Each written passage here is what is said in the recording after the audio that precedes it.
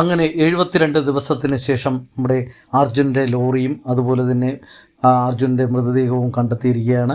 എന്ത് തന്നെയായിരുന്നാലും ഒരുപാട് ഈ കേരളക്കര കണ്ട ഏറ്റവും വലിയൊരു ദുരന്തമായിരുന്നു. കാരണം അവിടെ കർണാടകയിൽ നമ്മുടെ അർജുന് സംഭവിച്ചത് എന്ന് വെച്ചാൽ കേരളക്കര ഇന്ന് വരെ ഇത്രയും ഒരാളിന് വേണ്ടി ഇത്രയും പ്രാർത്ഥിച്ചിട്ടില്ല. എല്ലാ കേരള ജനത ഒന്നടങ്കം പ്രാർത്ഥിച്ച ഒരു ദിനമായിരുന്നു. അതായത് ജൂലൈ 16 കൊണ്ടാണെന്ന് തോന്നുന്നു.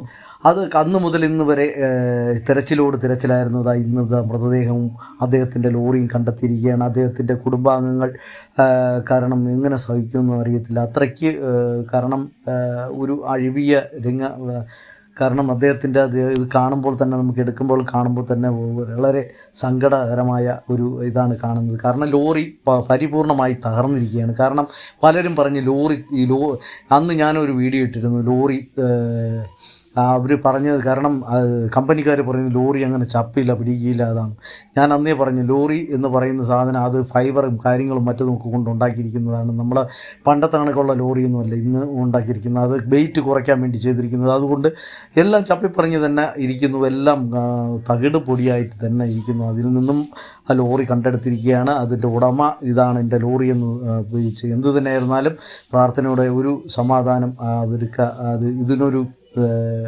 ഇതുണ്ടായല്ലോ, കാരണം കണ്ടെത്തിയല്ലോ എന്നുള്ള ഒരു സമാധാനം മാത്രം, സങ്കടം മാത്രമേ ഉള്ളൂ. ബാക്കി സംഘടനകൾ എല്ലാവരും കുടുംബാംഗങ്ങളൊക്കെ